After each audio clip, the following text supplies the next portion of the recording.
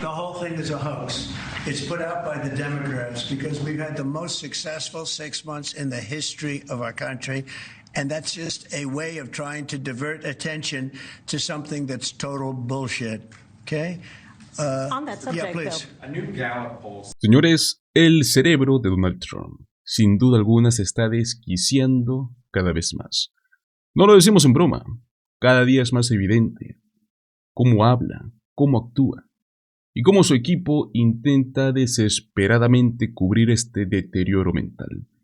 Nuevamente lo hemos visto, un Trump descompuesto en plena rueda de prensa, gritando incoherencias sobre los aranceles, explotando al ser confrontado por este vínculo que tiene con Jeffrey Epstein y generando un caos que ni siquiera sus propios asesores pudieron contener. Antes de que entremos al colapso público, hay que empezar con el anuncio absurdo con el que intentó distraer al país. In return, we're asking our businesses to invest in America, and they're coming in at levels that we've never seen before. So I don't know when it shows up, but there are a lot of factories and a lot of plants that are either under construction or soon will be starting construction. So can't tell you exactly when, but I want to be around in about a year from now and 2 years from now, because we're going to see an explosion, I think, like this country has never seen before. Never. I won't be so specific other than to say, because we don't even know what the final number is. We just made a deal, as you know, with the EU, where they're paying hundreds of billions of dollars, Japan paying hundreds of billions of dollars, and numerous other countries paying hundreds of billions of dollars, and we're not even completed there. And as you know, they found 25 billion 3 weeks ago. They said, we have a surplus of $25 billion. And they said, where did this come from? I said, check the tariffs. And they checked. They said, you're right, that's where it came from. And we've really just started. This is just in its infancy. So we... Otro montón de palabras sin sentido saliendo de su boca. Promesas vacías, cifras, fantasmas, fábricas invisibles. La típica jugada trumpista. En 2 semanas lo sabrán. No podemos decir con quién. Hay un acuerdo, pero no lo vamos a mostrar. ¿Todo esto para qué? Para evitar lo inevitable, hablar de Epstein. Pero su estrategia, al parecer, solo le funcionó unos minutos. Antes de llegar a esa pregunta incómoda, le preguntaron por algo que también le molesta profundamente, y es Stephen Colbert. I've got an entertainment-based question for you. A few weeks ago, Stephen Colbert announced that he was leaving his show. Howard Stern announced that him and Sirius XM Radio are parting ways. Do you think the hate Trump business model that's been in the entertainment business is going out of business because it's not popular with the American people? Well, it hasn't worked, and it hasn't worked really for a long time, and I would say pretty much from the beginning. Colbert has no talent. I mean, I could take anybody here, I could go outside on the beautiful streets and pick up a couple of people that do just as well or better. They get higher ratings than he did. He's got no talent. Fallon has no talent. Kimmel has no talent. They're next. They're going to be going. I hear they're going to be going. I don't know, but I would imagine because they get, you know, Colbert has better ratings than Kimmel or Fallon. You know that. Howard Stern is a name I haven't heard. I used to do a show, used to have fun, but I haven't heard that name in a long time. What happened? He got terminated? Yeah, they're going to separate ways because I think what they're offering salary-wise is real low than what he's getting. You know when he went down? Whenever you want. You know when he went down? No, before. When he endorsed Hillary Clinton, he lost his audience.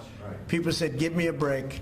He went down when he endorsed Hillary Clinton. Una muestra más de su rabia y de su desconexión con la realidad. O sea, literalmente está en modo ataque permanente. Ya no hay ningún filtro. Es un hombre furioso, paranoico, que se siente acorralado.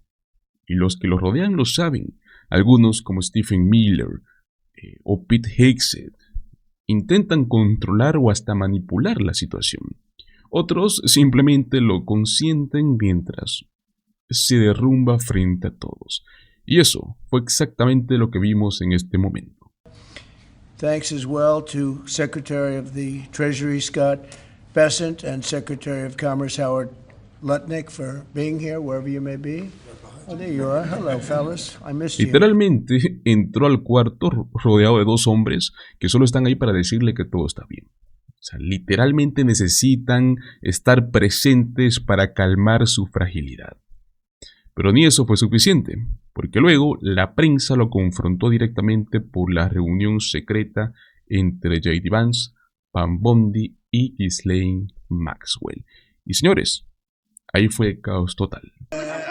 Here's the man right here. I saw a report today, and it's completely fake news. We're not meeting to talk about the Epstein situation, and I think the reporter who reported it needs to get better sources. On that, Look, the whole thing is a hoax.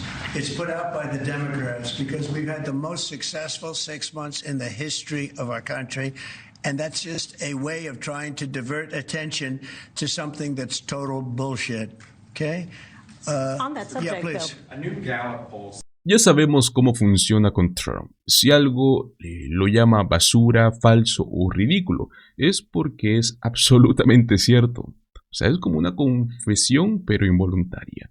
Ese encuentro privado entre J.D. Vance, Kash Patel, Pam Bondi y otros funcionarios es algo real. O sea, están intentando frenar la verdad. Y al hacerlo, solo están confirmando que el encubrimiento es real. Es un manual de cómo empeorar una crisis.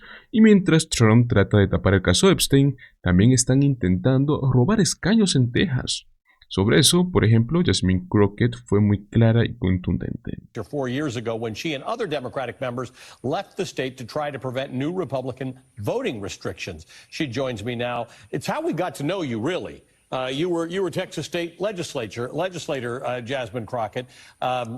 This is wild. They're not sugarcoating this at all. They're telling you what they're doing and why they're doing it. Oh, I mean, they are trying to sugarcoat it a little bit.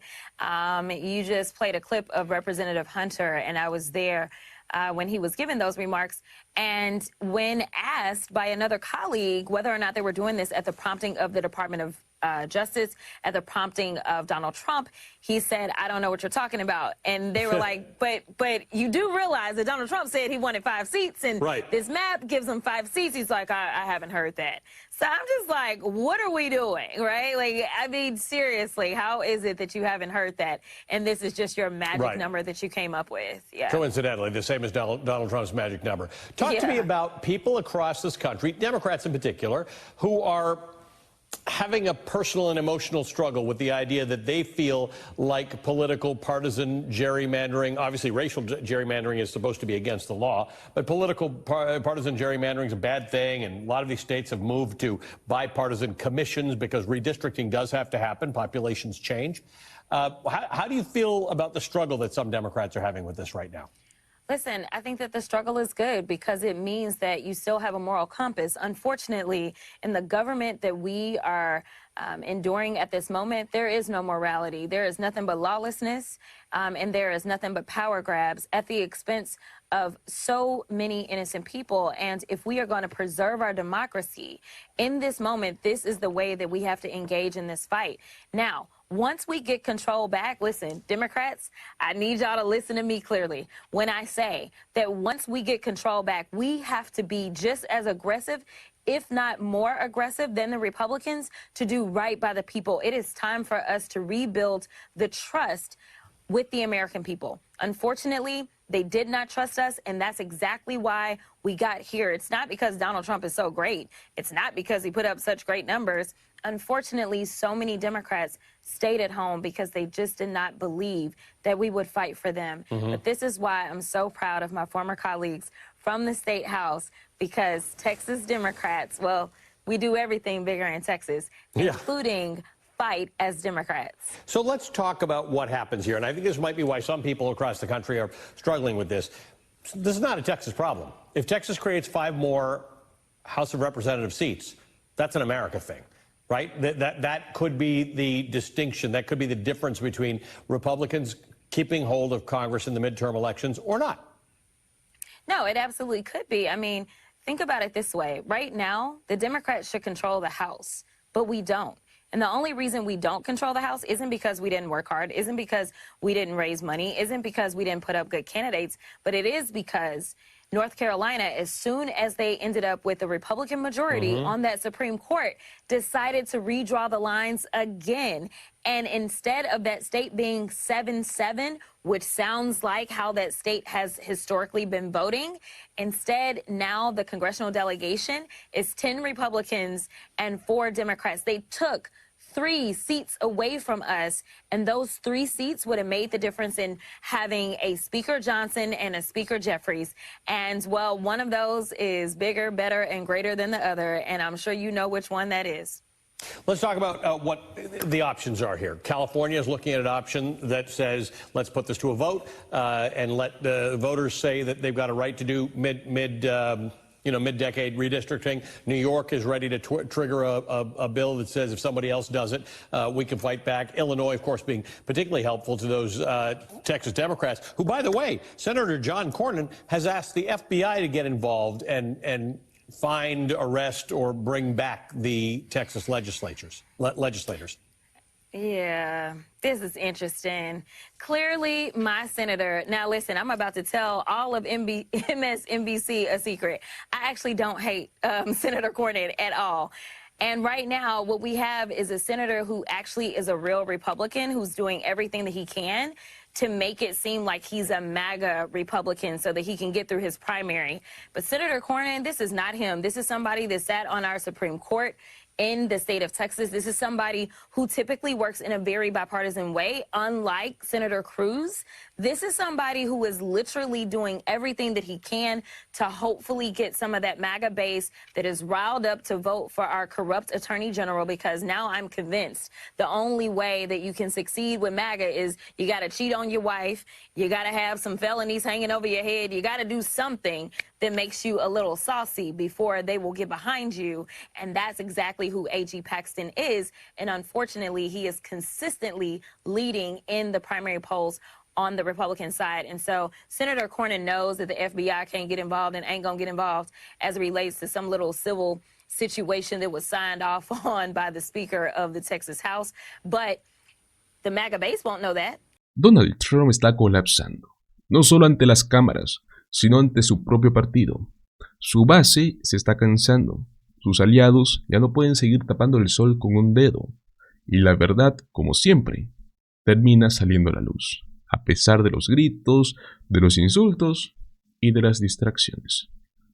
Hoy intentó evitar el tema Epstein y terminó hablando de él más que nunca. Hoy intentó manipular a Texas y terminó siendo expuesto por su propia desesperación. Hoy, señores, ha quedado claro algo que venimos diciendo hace tiempo. Donald Trump ya no tiene control ni sobre él mismo. Y por eso, señores, no puede tener el control total sobre Estados Unidos.